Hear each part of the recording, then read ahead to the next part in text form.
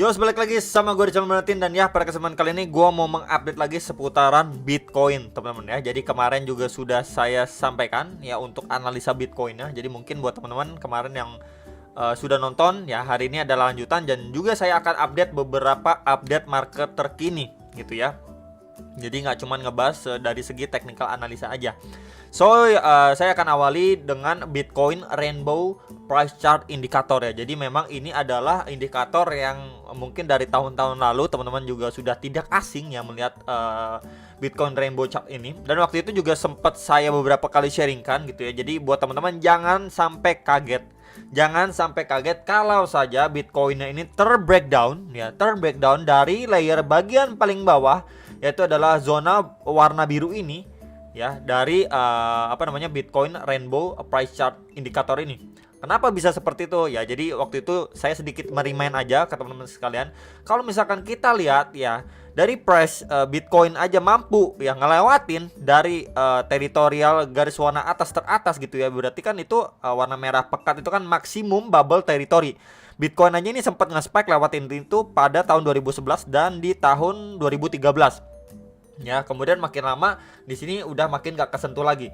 Jadi memang adanya potensi kalau saja Bitcoin mampu ngelewatin teritori paling atas, berarti juga adanya kemungkinan besar untuk Bitcoin bisa drop di bawah teritori paling bawah dari si Bitcoin Rainbow Price Chart Indicator ini gitu ya. Jadi itu yang pengen saya sharingkan ke teman-teman. Jadi ngeliat ini wah, nggak bisa terlalu bisa diandalkan. 100% ini nggak bisa, teman-teman. Jadi ini hanyalah salah satu alat bantu aja.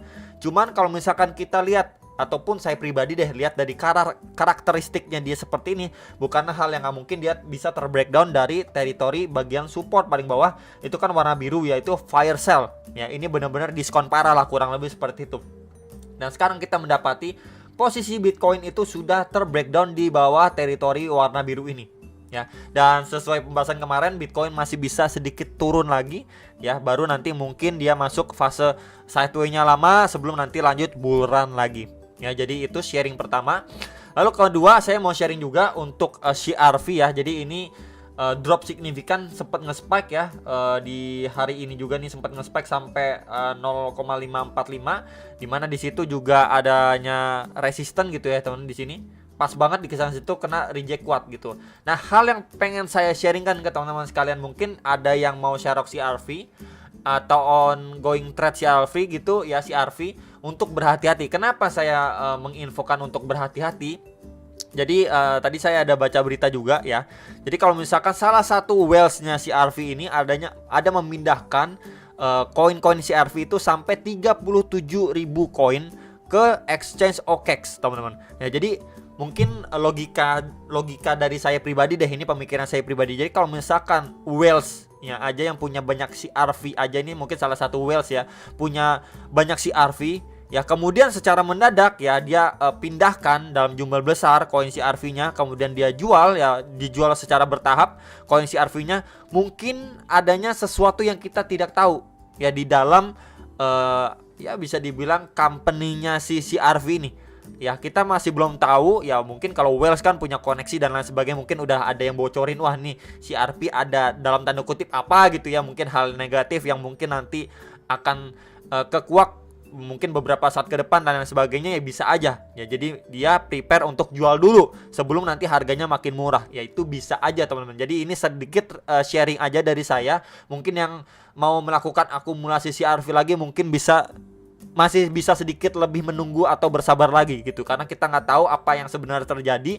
Kenapa whales-nya CRV ini malah pindahin dalam jumlah banyak CRV-nya kemudian dijual-jualin ya. Jadi bisa aja nanti kalau memang benar dia jual karena ada masalah internal di CRV, malah nanti beberapa saat ke depan kebuka masalah CRV ke publik, itu udah kenal sih, oh ini masalahnya ini gitu ya. Jadi saya di sini ingin men-sharingkan aja teman-teman ya, balik lagi ini bukan menakut-nakuti ya, ini hanyalah sharing aja. Jadi buat teman-teman yang mau melakukan akumulasi si CRV mungkin bisa lebih bersabar dulu.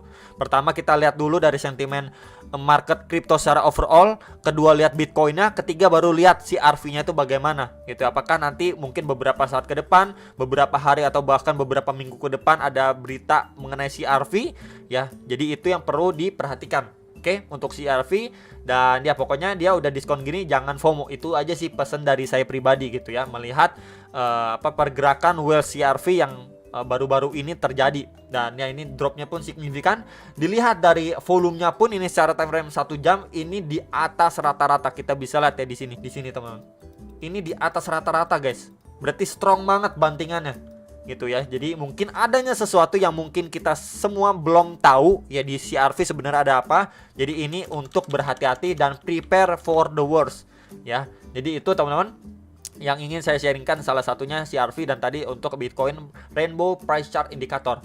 Oke, kita akan bahas untuk Bitcoin dominance terlebih dahulu ya. Jadi ini udah lama saya nggak bahas, saya bahas lagi secara time frame 4 jam aja ya. Terakhir kali di sini ngebentuk seperti sebuah rising wedge, kemudian dia udah terbreakdown ya, sempat retest di box warna ungu ini dan sempat fake out di sini ya. Kemudian dia recovery atau balik reclaim kembali area tersebut. Nah, sekarang yang perlu kita pantau ya untuk Bitcoin dominance. Jadi memang ini adanya seperti inverse head and shoulder sih yang saya pribadi lihat gitu.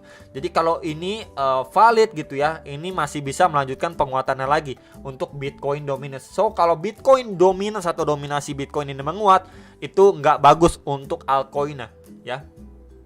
Jadi itu yang perlu diperhatikan.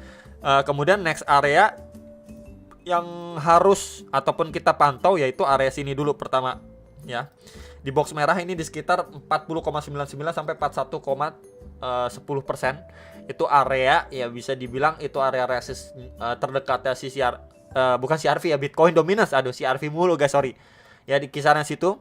Kalau dari area situ dia mampu break gitu ya, kemudian kita bisa ukur aja ya dari sininya ya, kurang lebih sini untuk target ketika dia breakout lah. Nah, kurang lebihnya di 42.15, dimana itu menjadi highestnya dia waktu pucuk dari si rising wedge lah, kurang lebih tuh teman. Di sini kita bisa lihat atau perhatikan lah ya.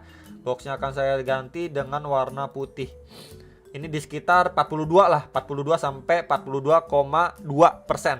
Ya, jadi bisa diperhatikan untuk Bitcoin dominance.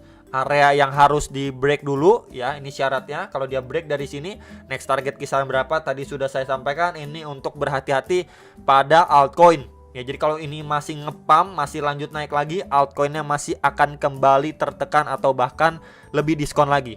Itu teman-teman ya. Jadi ini sekilas untuk si Bitcoin dominance. Next ini untuk si Bitcoin secara daily time frame ya. Jadi secara daily time frame pun ya dia kembali lagi teman-teman, kembali lagi masuk ke dalam kandangnya ya, balik ke laptop lagi di kisaran 15.500 dolar lah ya. Jadi kalau misalkan let's say dari area sini aja jebol, next target ke kisaran berapa?